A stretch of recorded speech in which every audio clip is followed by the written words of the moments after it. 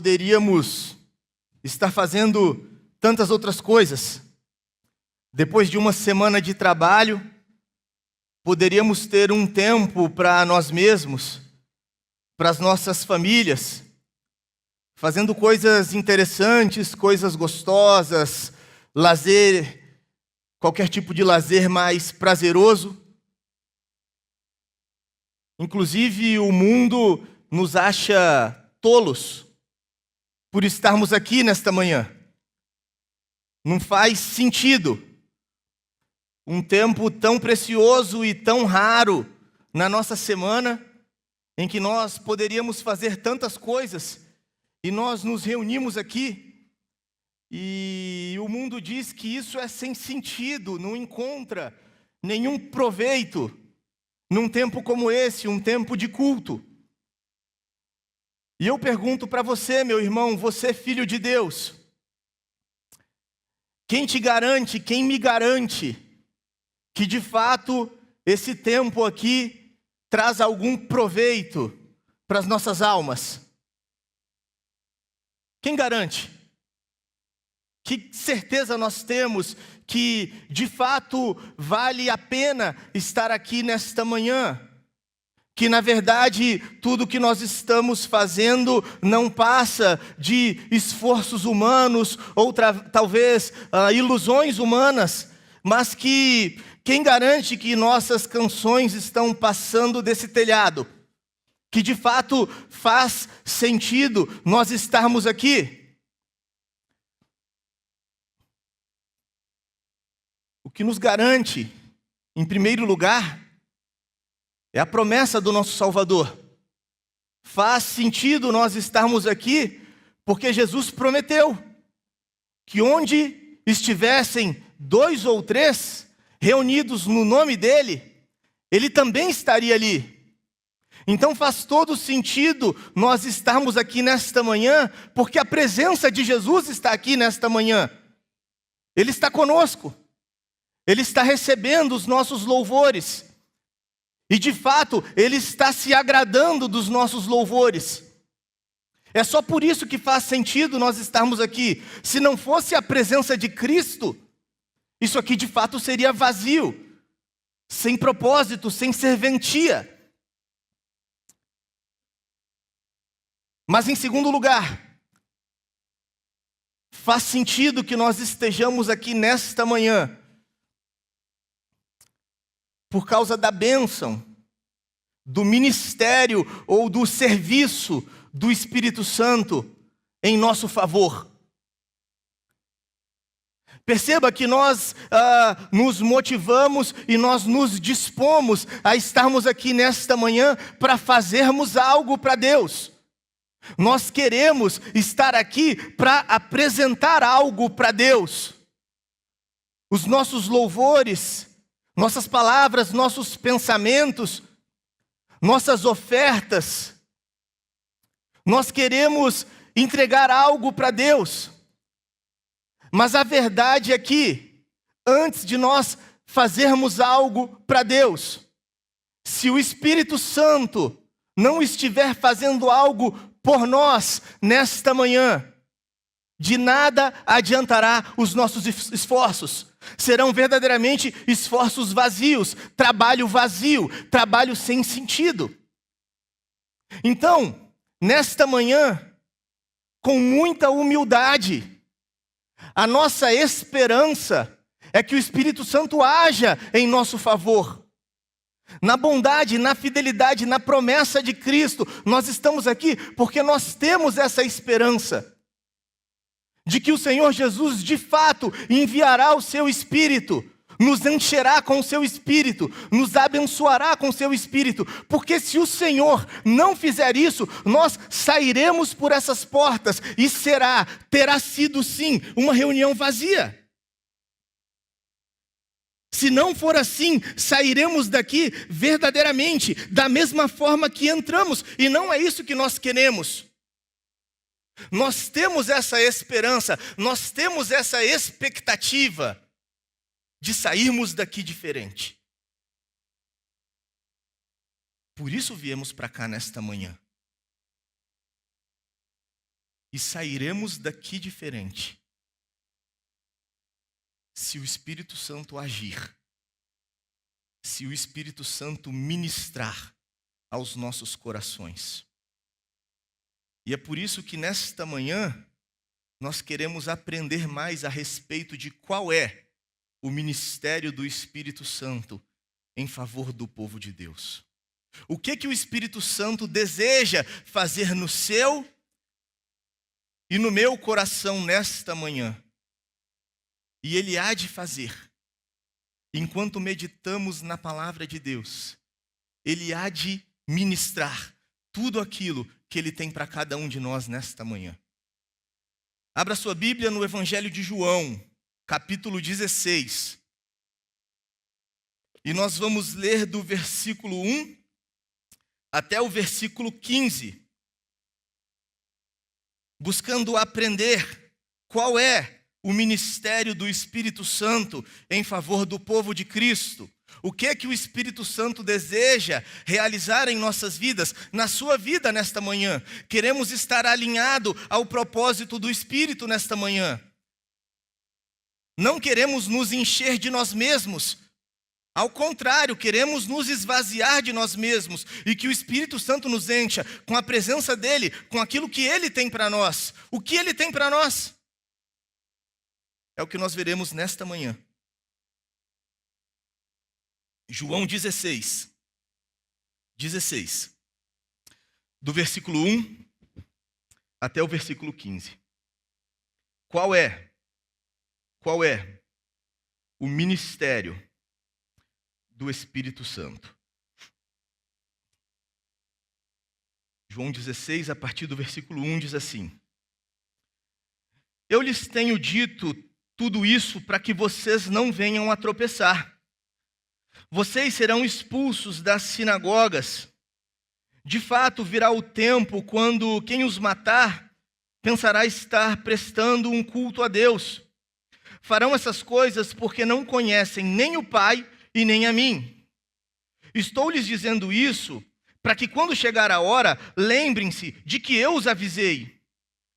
Não lhes disse isso no princípio, porque eu estava com vocês. Agora que vou para junto daquele que me enviou, nenhum de vocês me pergunta: para onde vais?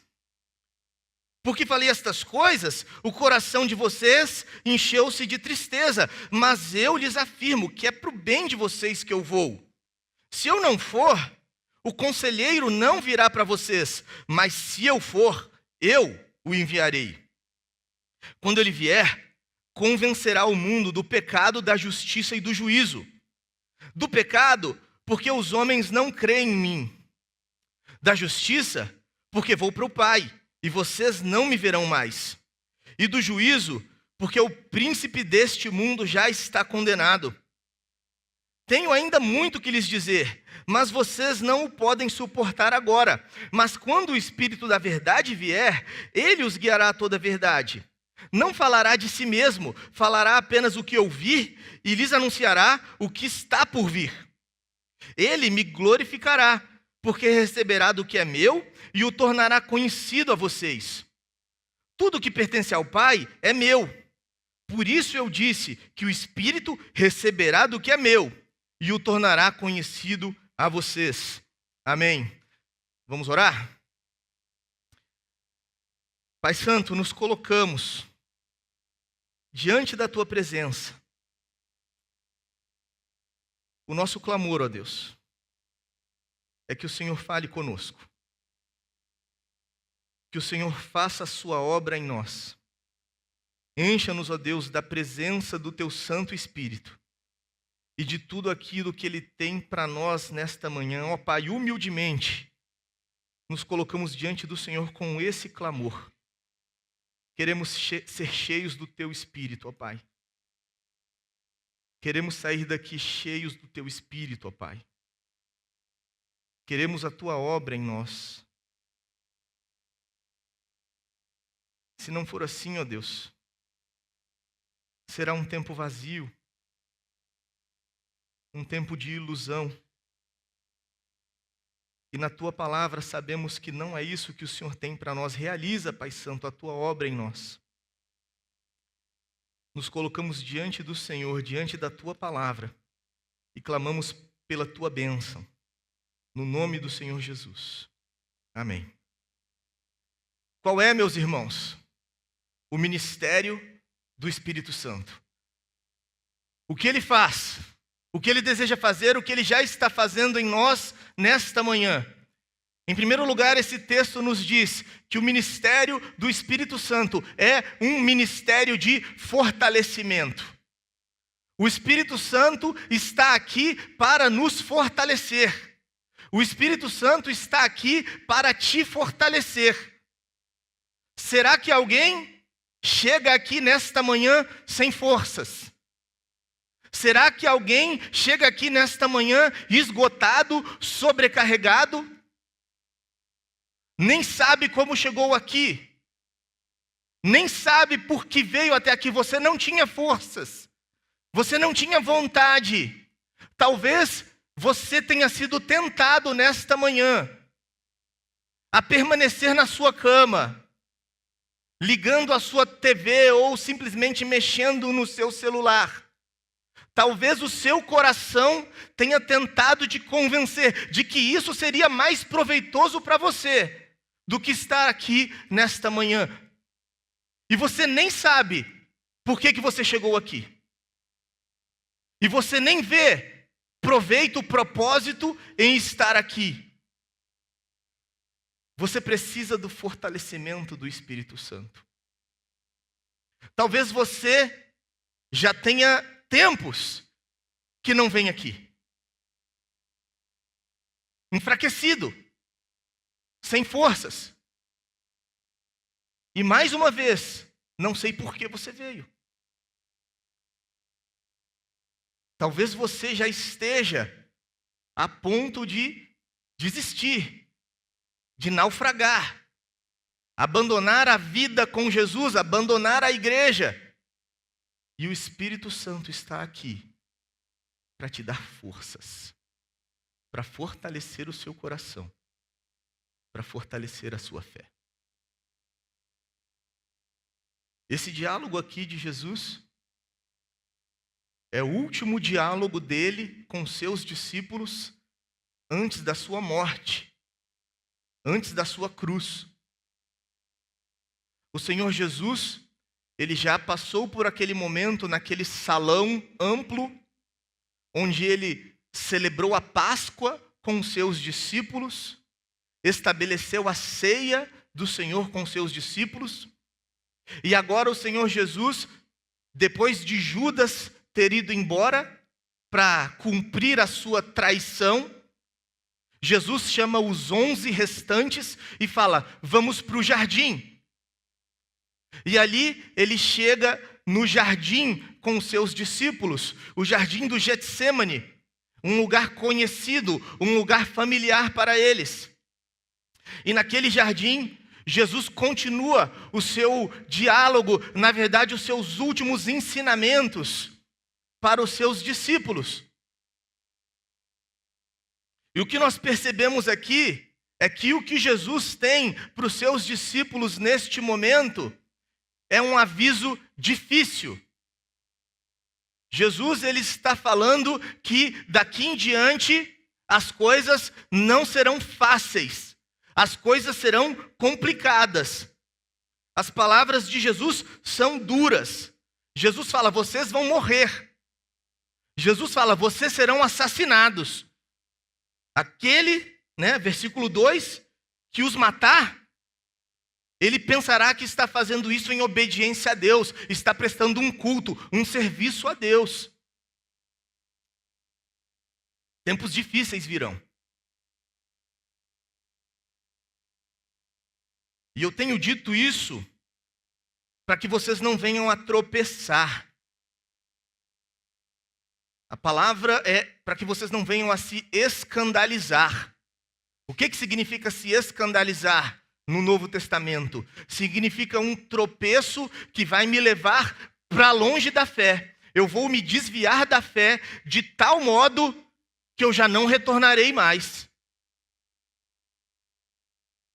Então Jesus está dizendo que daqui em diante vocês viverão, vocês experimentarão tempos tão difíceis que vocês vão ficar perplexos e vocês vão ficar confusos. E neste momento, essa provação, essa dificuldade será na vida de vocês uma tentação para vocês abandonarem a fé, para vocês virarem as costas. Vocês verão tamanho sofrimento que vocês serão tentados a chegar à conclusão de que eu não sou fiel, de que eu não estou no controle, de que não vale a pena continuar me seguindo.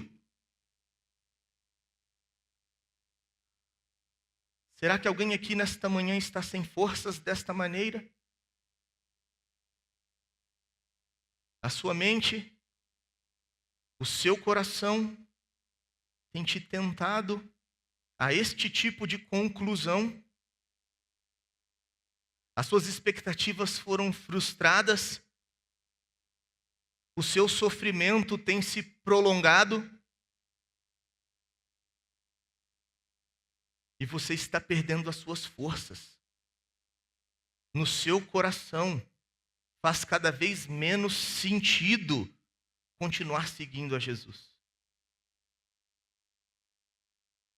O Senhor Jesus está falando e Ele está insistindo. No capítulo 15, a partir do versículo 18, Ele começa a falar sobre isso. Se o mundo os odeia, tenham em mente que antes de odiarem vocês, Ele odiou a mim.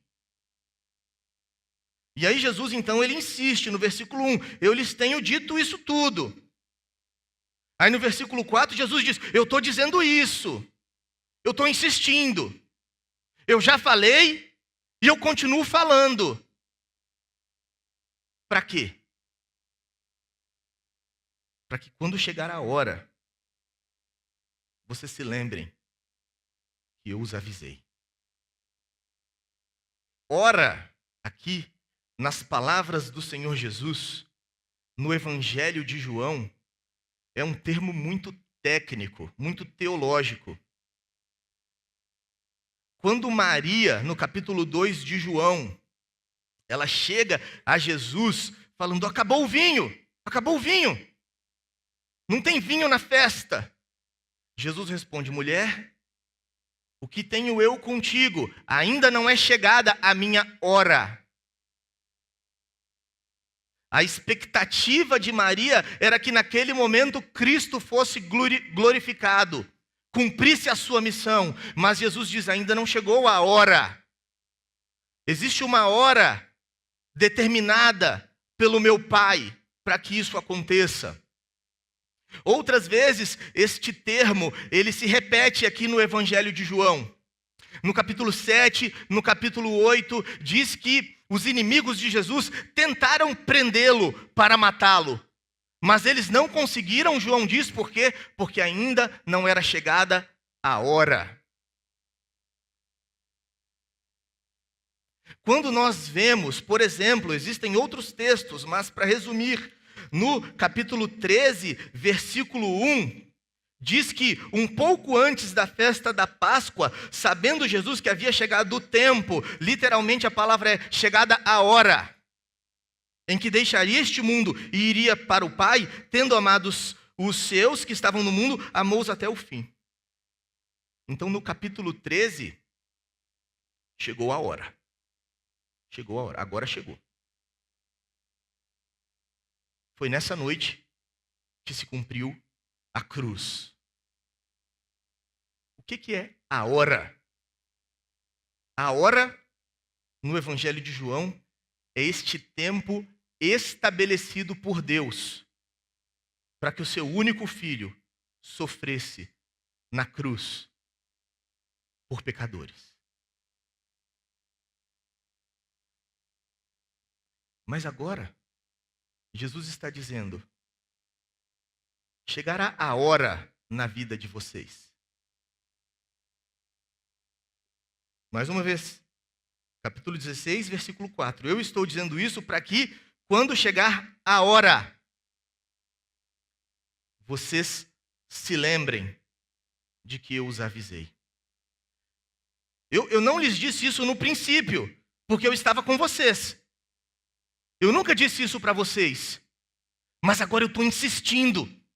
Agora eu falei, repeti e continuo repetindo, para que vocês não se desviem, para que vocês não se frustrem, para que vocês não me abandonem. O que Jesus está dizendo? Enquanto ele esteve fisicamente com os seus discípulos, a hora ainda não havia chegado. Mas depois da sua ressurreição, os discípulos, a partir daí, iriam enfrentar essa hora.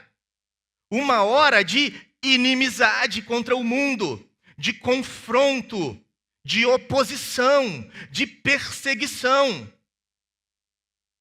E por causa dessa hora difícil que chegaria,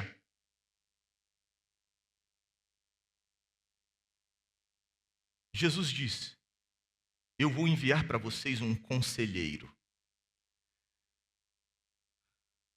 Os discípulos estão tristes. Vocês não me perguntam para onde vais. Pelo contrário, vocês se encheram de tristeza, porque eu falei que vou embora. Vocês não estão nem interessados nessa nova etapa dos planos de Deus. Eu estou trazendo para vocês um ensino novo. Eu estou falando de coisa nova que eu estou para realizar. E vocês não estão interessados. Vocês não estão perguntando. Vocês não querem saber mais profundamente do que eu estou dizendo. Pelo contrário, ao invés de demonstrar interesse no que eu estou dizendo, vocês só se apegaram ao fato de que eu estou indo embora. E essa saudade está fazendo o coração de vocês se encher de desânimo, de tristeza. Mas Jesus diz: é melhor para vocês, é mais benéfico, daqui em diante será mais proveitoso para a missão que eu tenho para vocês, que eu vá. Versículo 7. Porque se eu for, quando eu for, eu enviarei para vocês este conselheiro, este consolador. Se eu não for, eu não enviarei. O que Jesus está dizendo? Ele está dizendo que este novo momento, esta hora que é compreendida desde a sua ascensão aos céus, até o dia em que ele voltará, esta hora será uma hora de dificuldades. Não será uma hora de glória. Não será uma hora de plena alegria, satisfação, deleite neste mundo. Será uma hora de dificuldades, de inimizades, de oposição, de perseguição e até mesmo de morte. E por causa disso, Jesus está dizendo para os discípulos: se fosse na força de vocês, se fosse nas nossas forças, nós não conseguiríamos suportar, nós iríamos tropeçar, cair para longe. Por isso que Jesus diz: por causa de vocês, então, é mais benéfico, é mais proveitoso que eu envie o Consolador, porque é Ele quem vai os fortalecer. Consolador significa isso, aquele que está chamado para estar ao nosso lado. Aquele que está chamado para estar conosco. Aquele que vai se associar conosco, será um de nós, um conosco na nossa luta, para que nós não tropecemos, para que nós não caiamos. Ele vai nos suportar. A presença do Espírito Santo, Jesus está dizendo, a partir de agora, será imprescindível diante da missão que eu tenho para a minha igreja neste mundo. Se não for o Espírito Santo, nesse mundo de perseguição, inimizade, oposição, mundo de trevas, se não for a presença do Espírito Santo, a igreja não aguenta, e não aguenta nem por uma hora. A igreja vira as costas, a igreja desanima.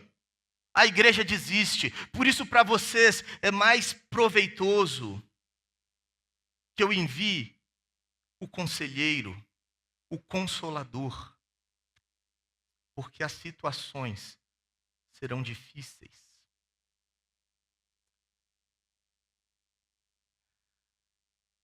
E os discípulos experimentaram isso. É nos dito pela história, pela tradição da história, que o único que não foi morto por causa da sua fé, embora também tenha sofrido intensa perseguição, foi justamente o apóstolo João. Todos foram mortos pelo Império Romano, perseguidos. A perseguição começou bem cedo. O terrível imperador Nero, já na década de 60, queimando os cristãos vivos nas ruas de Roma. Depois, na década de 80, o imperador Domiciano. E a partir de então, a história da igreja tem sido uma história de perseguição. Talvez você tenha acompanhado o que tem acontecido em nossos dias, da perseguição que tem ocorrido na Nigéria, quando eles invadiram aquela escola cristã e levaram 300 reféns, meninas, crianças, para fazer não sei o quê. Eu tenho recebido vídeos do que tem acontecido com os nossos irmãos no Sudão, arrastados para fora das igrejas, as igrejas sendo queimadas, amarrados com os braços para trás em árvore, os seus braços quebram e eles ficam pendurados nas alturas, sofrendo, agonizando. Tem sido dito que a perseguição, ela tem se fortalecido na China. Pastores sendo presos, mesmo aqueles das chamadas igrejas oficiais, as igrejas regulamentadas pelo Estado, têm sido perseguidos e presos. Isso sem falar, então, da igreja escondida da China, aqueles que não querem se vincular ao Estado. Na Coreia do Norte, é-nos dito que são os piores campos de concentração do nosso mundo atualmente. Existem relatos de cristãos presos em jaulas quadradas de 1 metro por 1 metro. Basta possuir uma Bíblia em sua casa para ir para um desses campos de concentração na Coreia do Norte.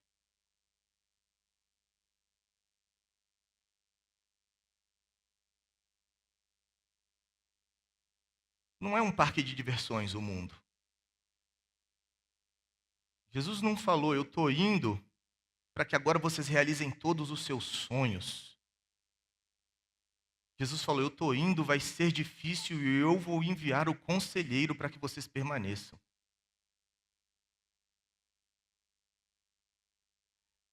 E é por isso, meus irmãos, que na nossa condição, no nosso contexto, eu estou convencido de que nós vivemos uma ilusão carnal de liberdade.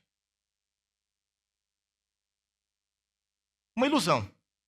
Somos iludidos, enganados e por causa disso enfraquecidos.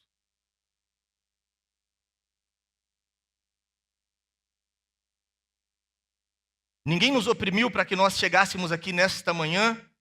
Nós não sentimos nenhum tipo de constrangimento para entrar pelos portões da igreja.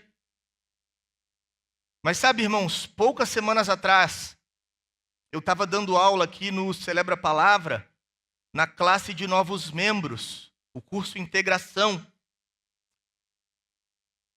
E dando aula para pessoas adultas, profissionais estabelecidos. E naquele momento de aula, não sei, não me lembro ao certo por que chegamos neste assunto, mas cada irmão ali voluntariamente levantou a sua mão e começou a falar a respeito dos constrangimentos. E eu me lembro de uma professora falando das dificuldades que ela tem hoje na escola de ensino fundamental, quando chega o mês da diversidade. E ela precisa decorar a sua sala com os arco-íris, e ela precisa, de alguma maneira, ou é constrangida a isso, a participar das palestras, a concordar. E eu me lembro de outra irmã falando, sim, no ambiente corporativo é a mesma coisa. A gente tem que usar a camisa do arco-íris, o crachá da diversidade. E eu me lembro, um outro irmão falando, é a mesma coisa, no hospital. No hospital também. Tem todas aquelas palestras informativas e nós precisamos.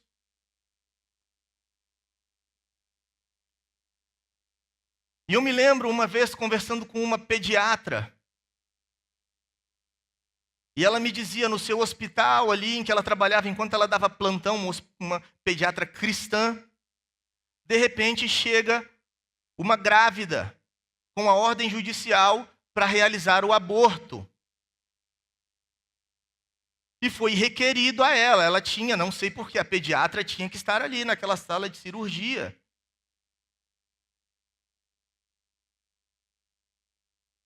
E agora? Será que nós temos liberdade de expressar a nossa fé?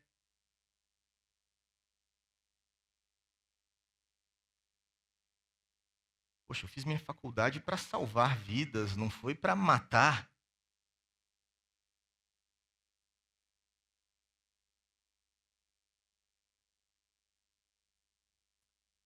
E a tentação para nós. Se eu me posicionar agora, hein? Será que o hospital vai abrir uma sindicância? Será que o Ministério Público vai chegar, depois fazendo um barulho com a mídia? Não é melhor me fazer de bobo e deixar acontecer? Não vai ser gostoso, mas fazer o quê? É maior do que eu.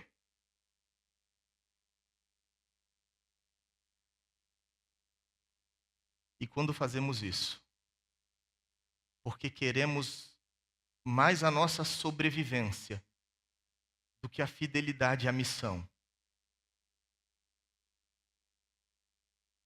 De fato, nós nos afastamos da perseguição. Mas nós vamos perdendo o testemunho. Então eu reafirmo que é uma ilusão de liberdade. E talvez por essa ilusão de liberdade, alguns de nós estejamos enfraquecidos.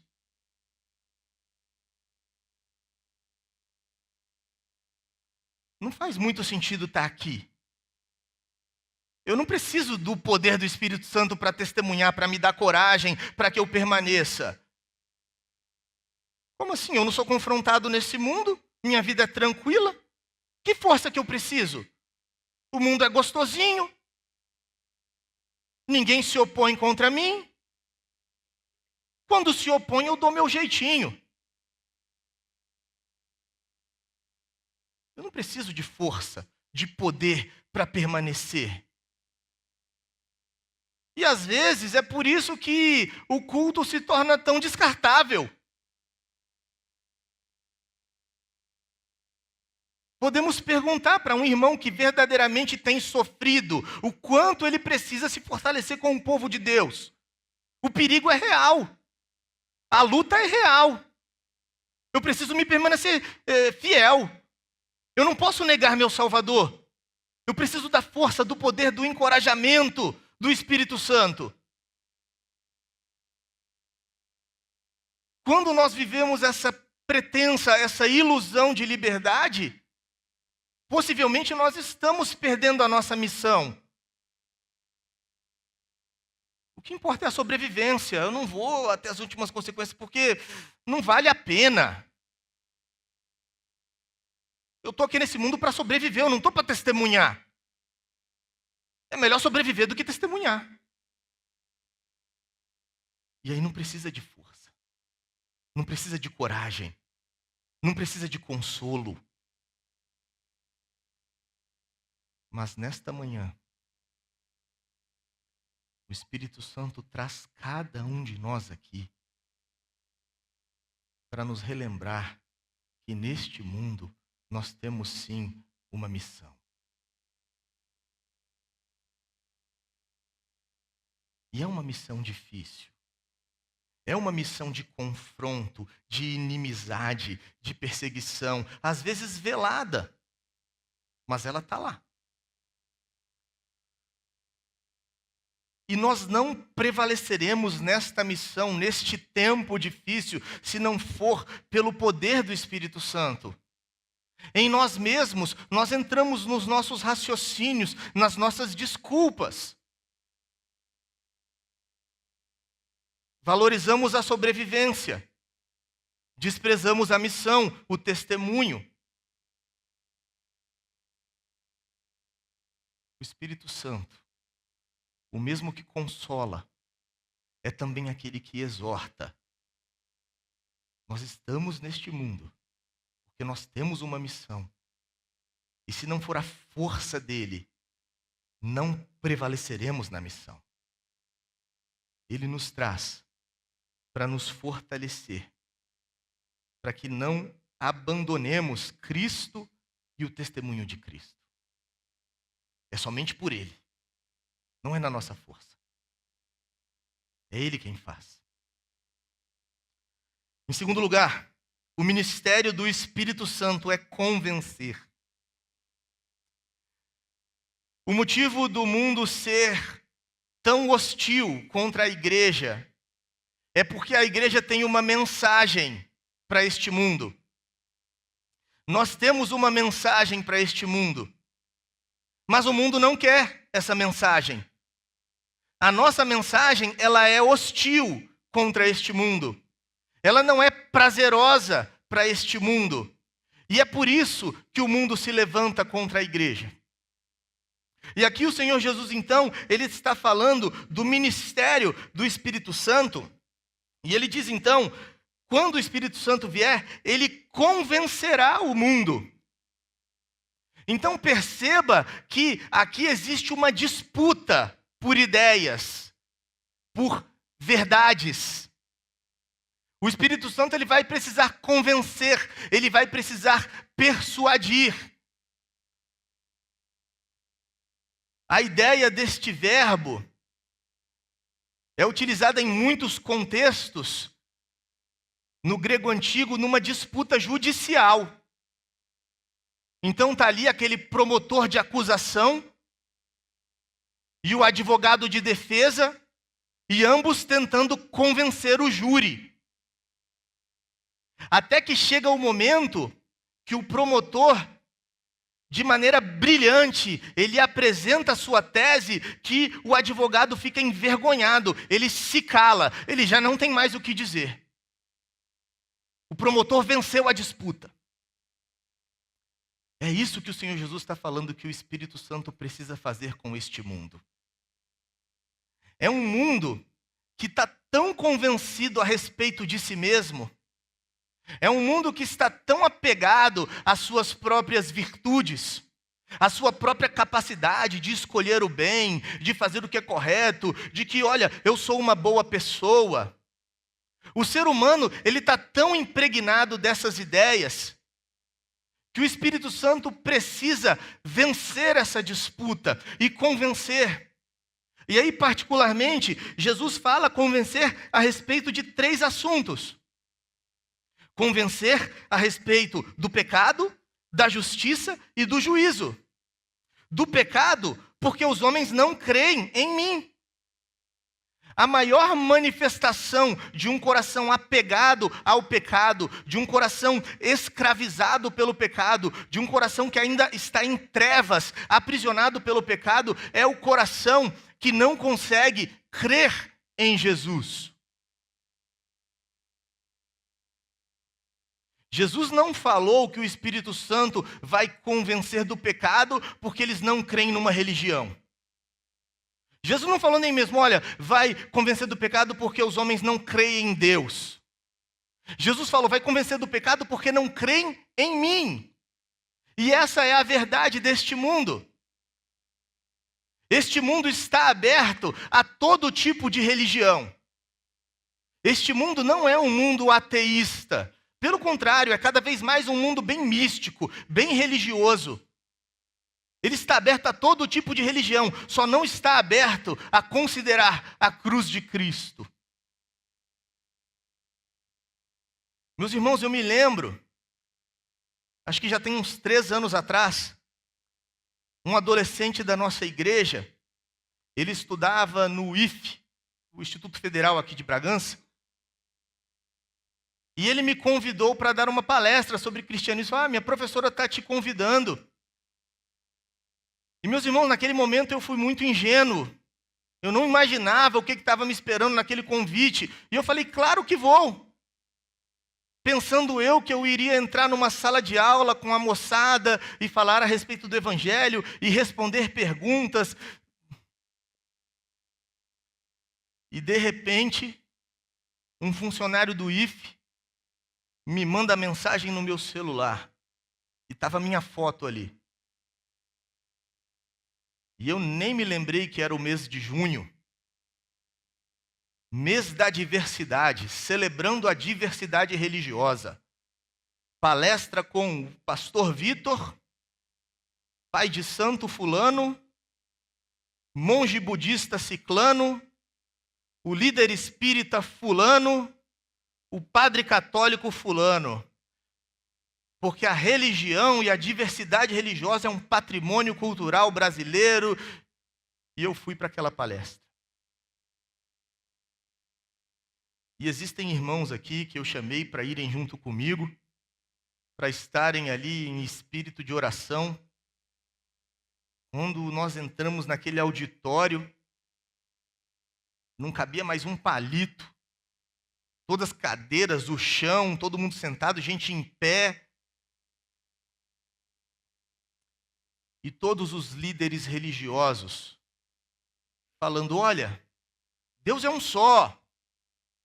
Eu me lembro, por exemplo, o monge budista, ele falou o seguinte, assim como são os rios, e cada rio é de um jeito. Tem rios que são mais caudalosos, tem rios que são mais calmos, tem todo tipo de rio, mas no final das contas, todos os rios estão desaguando no mar.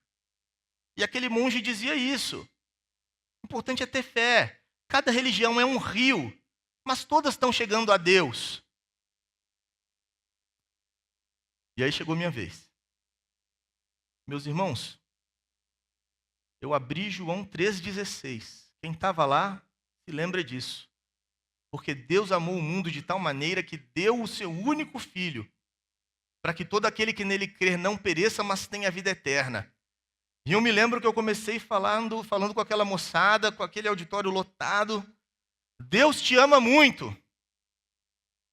mas você não ama Deus. E por isso ele enviou o seu filho. E eu falei que Cristo era o único caminho.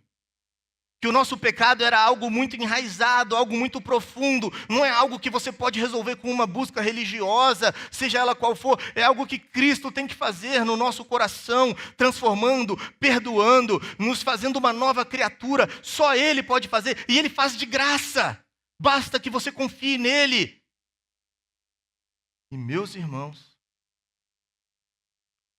só para você começar a entender,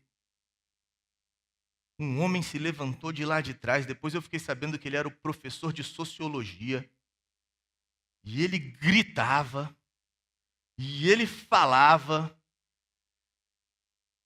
e foi um negócio naquele auditório.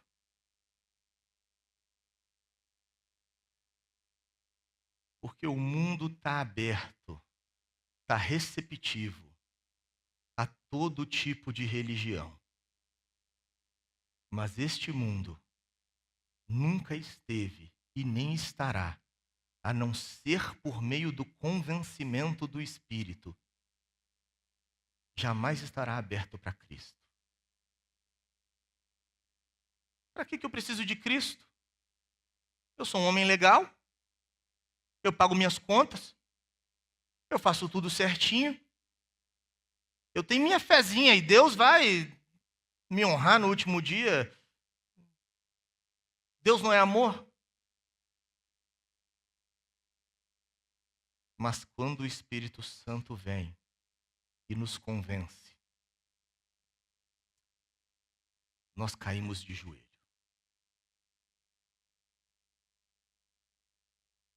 Miserável homem que sou. Quem pode me livrar? Quem pode me livrar?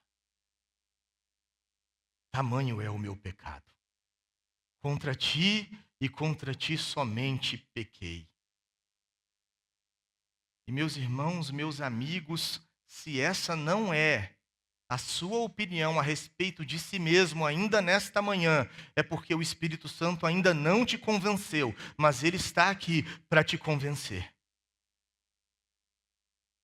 Ele precisa nos persuadir. Ele precisa mudar a nossa opinião a respeito do nosso próprio pecado. E quando nós entendermos a profundidade do nosso pecado, nós saberemos, não tem nada que eu possa fazer para me remediar. E aí eu olho para Cristo. Do pecado, porque não crê em mim. A grande manifestação de alguém que ainda não entendeu o peso, o tamanho, a profundidade do seu pecado é porque ele se dá o direito de não olhar para Cristo. Ele acha que ele vai conseguir resolver a sua situação diante de Deus sem Cristo e não vai. É impossível. Se fosse possível, Cristo jamais teria ido à cruz. Deus eterno, Deus bendito, inculpável, sofrendo tremendamente em uma cruz. Por quê? Por sua causa, por minha causa, porque não tem outro jeito, porque não tem outro caminho. Da justiça, porque eu vou para o Pai, e vocês não me verão mais. O convencimento a respeito do pecado, ele seria muito duro, como de fato é, muito pesado, muito insuportável, se não fosse o convencimento a respeito da justiça. O Espírito Santo, ele não nos convence apenas a respeito do pecado. Ele nos consola, ele nos convence. Sim, meu filho, você é pecador. Mas a justiça de Cristo já está sobre você. Você está perdoado. Você está lavado gratuitamente, livre. Não na sua justiça, não nos seus méritos. A justiça de Cristo está sobre você. Jesus diz: vocês não me verão mais. Quando Jesus estava presente, quantas vezes ele consolou corações, a sua fé te salvou, vá em paz, você é livre, não peques mais, vá em paz. Mas agora, diante do meu peso, do pecado, da minha culpa, como que eu vou encontrar consolo? Como eu queria ver Cristo dizendo para mim: Vitor, você está perdoado, seja livre, porque a minha culpa é muito grande. E embora Cristo já não esteja mais fisicamente presente, o seu Espírito nos consola, dizendo que de fato somos filhos de Deus.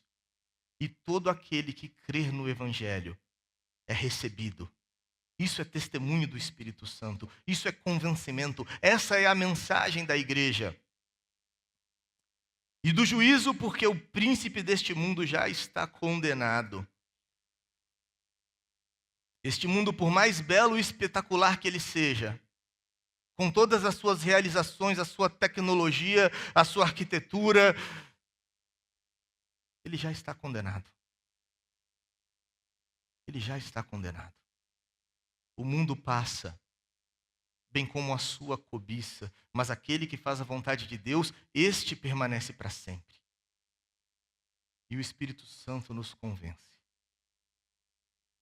Não vale a pena apegar o coração a este mundo, porque ele já está condenado. Ao contrário, fuja deste mundo.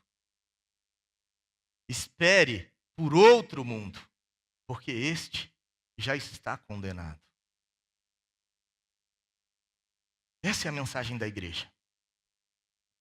Essa é a mensagem que o mundo não quer ouvir.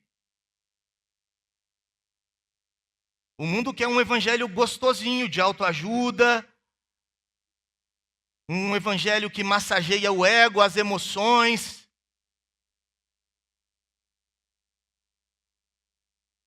O evangelho que convence do pecado por meio do poder do Espírito, mas que aponta o caminho da graça, da justiça eterna, da redenção, mas também da condenação. E é isso que o Espírito Santo faz. É isso que ele tem feito nesta manhã. Este é o ministério do Espírito. É para isso que nós nos reunimos a cada semana. Sendo convencidos, relembrados e permanecendo então nesta verdade. Porque, por último, este é o ministério do Espírito, o ministério de iluminar. Ou seja, o Espírito Santo, ele trabalha para tirar pecadores das trevas. Ele nos tirou das trevas, mas ele também tem trabalhado para não permitir que nós retornemos para as trevas. E aqui então, Jesus diz: eu ainda tenho muito o que lhes dizer. Versículo 12. O meu ministério de ensino não acabou. Eu ainda continuarei os ensinando, os conduzindo, os discipulando. Mas agora, vocês não podem suportar. Agora vocês são como que crianças tentando acompanhar um assunto de adulto. Vocês não estão conseguindo acompanhar. Mas eu ainda vou ensinar vocês. Como? Quando o Espírito da verdade vier, ele os guiará a toda a verdade, e ele não falará de si mesmo, procedente de si mesmo. Ele falará o que ele ouvir. Ouvir de quem? De Cristo. E anunciará, inclusive, as coisas futuras, as coisas que estão por vir.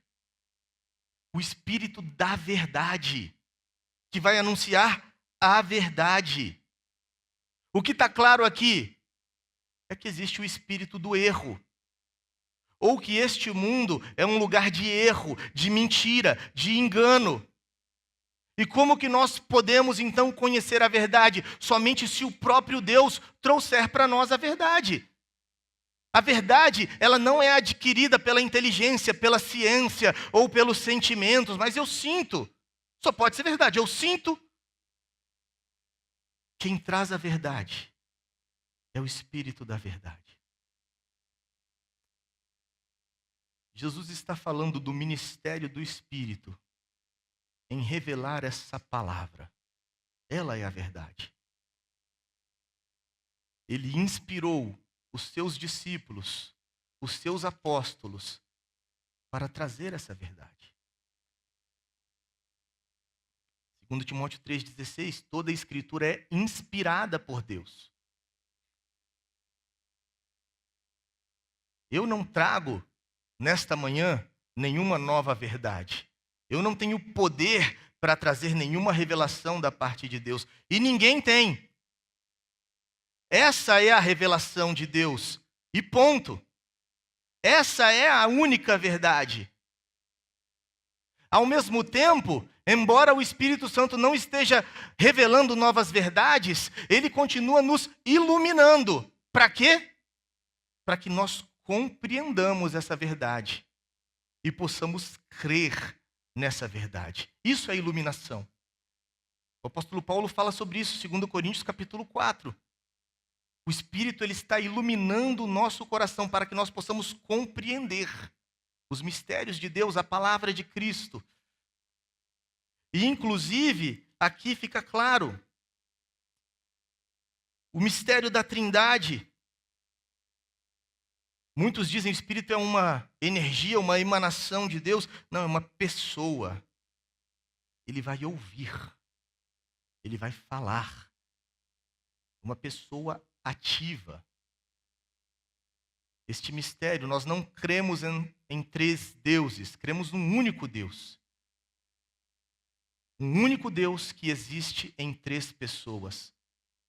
Pessoas distintas. Pessoas que não se confundem, mas pessoas que são iguais, eternas, do mesmo poder, da mesma essência, iguais na essência divina. E nós vemos aqui que existe uma plena harmonia, amor na Trindade. O Espírito Santo não está trazendo uma obra nova, ele está continuando o meu ministério. Ele vai falar somente o que ele ouvir. E o Espírito Santo está produzindo glória para Cristo. Versículo 14, ele coloca todo o holofote em Cristo. Olha a bênção, a harmonia da Trindade. Não existe 1 milímetro de espaço para divisão, egoísmo, fragmentação na Trindade. O Espírito Santo glorifica Cristo. Ao mesmo tempo, Cristo, ele falou que ele veio para glorificar o Pai, para tornar o Pai conhecido. Ao mesmo tempo, o Pai diz que ele glorifica também o Filho. A harmonia, a beleza, a unidade da Trindade. Deus é amor. Poderia dizer muito a respeito disso aqui ainda. Mas o fato é, o ponto é, o papel principal do Espírito Santo. O que ele veio fazer? O que ele está fazendo em nós nesta manhã?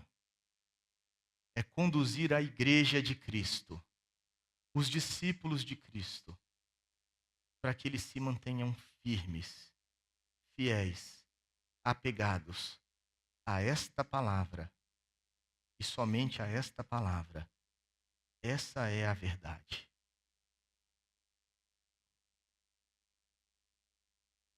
Este foi o grande erro da Igreja Católica, como permanece sendo até hoje. De muitas diferenças que pudermos mencionar que temos com a Igreja Católica, a principal é essa. Porque nós afirmamos que essa é a verdade.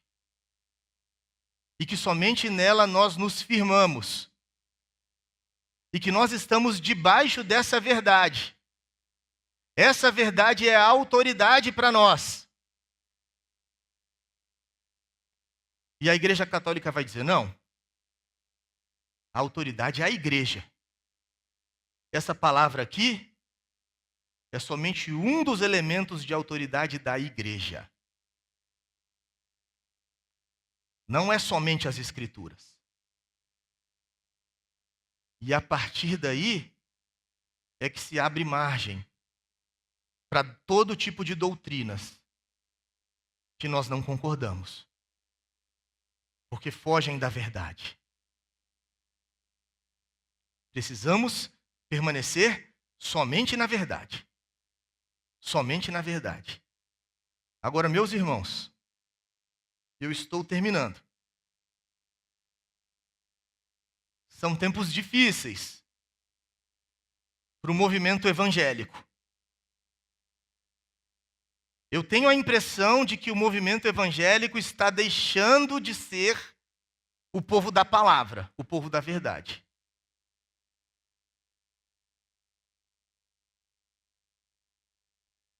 Talvez sejamos cada vez mais o povo da moda, do engajamento, da política.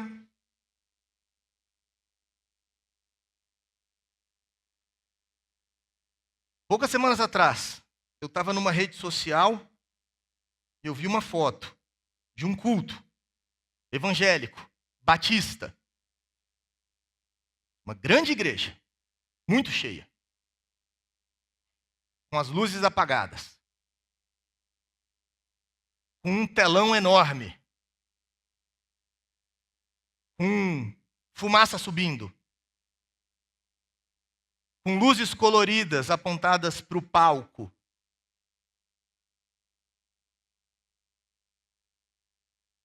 E naquele telão eu vi a foto. Tinha a palavra de Cristo.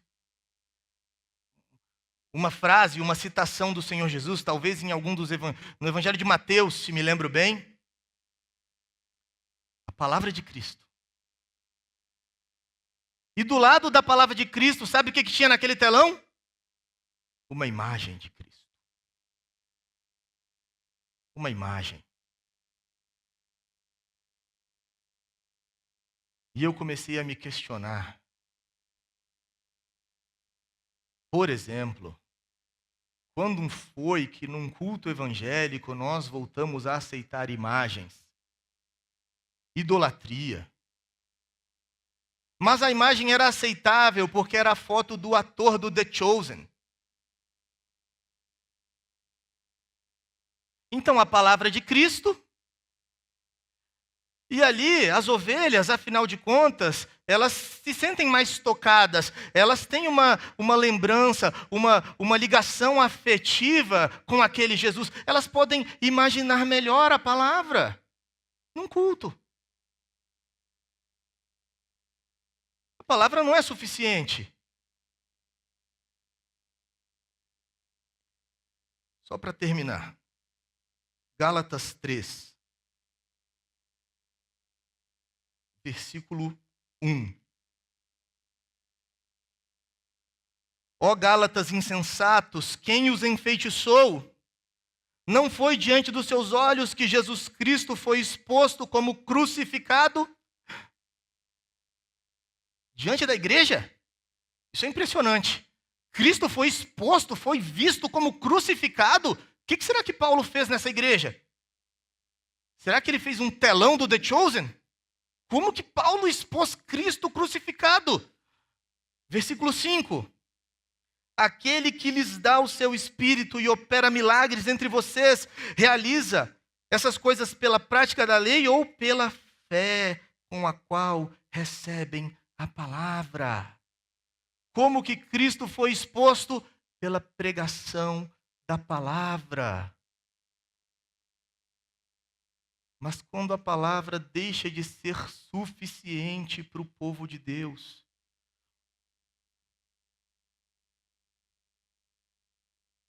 nosso grande papel, meus irmãos, e para isso o Espírito Santo age em nós, a nossa grande missão, nosso grande desafio, o grande desafio da igreja, vou falar para você, não é ação social. Embora seja legal, importante, ação social, não é a missão da igreja. Não é engajamento na internet. Pode ter uma serventia ou engajamento na internet. Não é acompanhar a moda, os modismos, as tendências. Também não é manter a sua tradição. O nosso grande e único papel é permanecer na palavra, crendo, vivendo, proclamando a palavra. Esse Espírito que nos guia a toda a verdade. E nessa verdade nós permanecemos. O grande ministério do Espírito em nossas vidas, na igreja de Cristo, em nossa igreja, é nos fortalecer para que a igreja continue proclamando o Evangelho. Porque o Espírito Santo há de convencer o mundo a respeito do pecado, da justiça, do juízo. E para que nós permaneçamos somente na palavra. Ela é suficiente. Se recebemos dela, se somos alimentados por ela, se estamos nela, somos cheios do Espírito, temos tudo o que nós precisamos e permanecemos na verdade.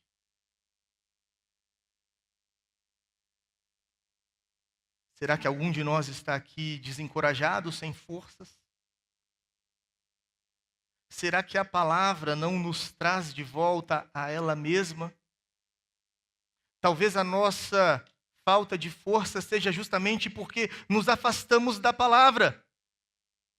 Em algum momento fomos seduzidos, decidimos viver neste mundo, trabalhar neste mundo, militar neste mundo, nos esquecendo da palavra, nos esquecendo dos anseios, da missão, das prioridades da palavra. Em algum momento nós nos convencemos de que realmente se trata da nossa sobrevivência, ou talvez do nosso conforto. Mas Cristo disse: o Espírito virá, Ele trará a verdade para que vocês permaneçam na verdade. Essa é a nossa luta, como igreja, como filhos de Deus, num mundo que nos golpeia, com oposição e com conforto. Não se escandalizem, não tropecem, permaneçam na palavra. Ela é suficiente. Não precisamos de mais nada. Ela nos exorta, ela nos conforta, ela nos guia. E somente ela nós proclamamos. Vamos orar?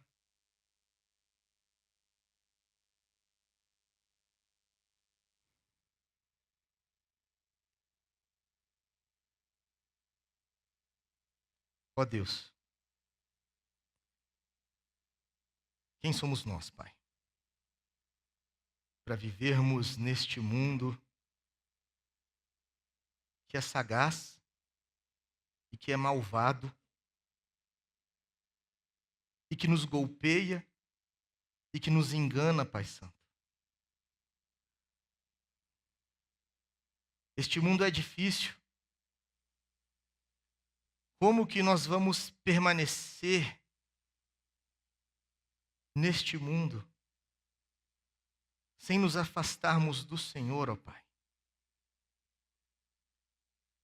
Sabemos, ó Deus, que a nossa força, a nossa suficiência, ela não está em nós mesmos. Diante do Senhor, diante da Tua palavra, nós reconhecemos que toda a nossa força vem do Espírito Santo. Ele nos capacita, Ele nos dirige, Ele nos convence, Ele nos chama de volta.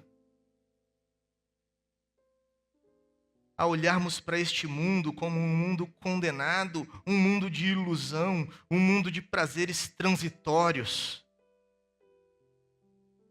Que a Tua esperança, que a Tua verdade seja mais uma vez aquecida, Pai Santo, em nossos corações. Queremos olhar para a Tua palavra, nos alimentar da Tua palavra e permanecer na Sua palavra. Ó Deus, quem somos nós? Derrama a Sua graça sobre cada um de nós, ó Deus. Se temos buscado outras coisas, ó Pai Santo, tem misericórdia de nós. Queremos o Senhor e a Sua palavra. Age em nossas vidas, ó Deus. Derrama, Pai Santo, do Teu Santo Espírito, para o nosso benefício, para a glória e louvor do Teu nome. E assim oramos no nome de Jesus. Amém.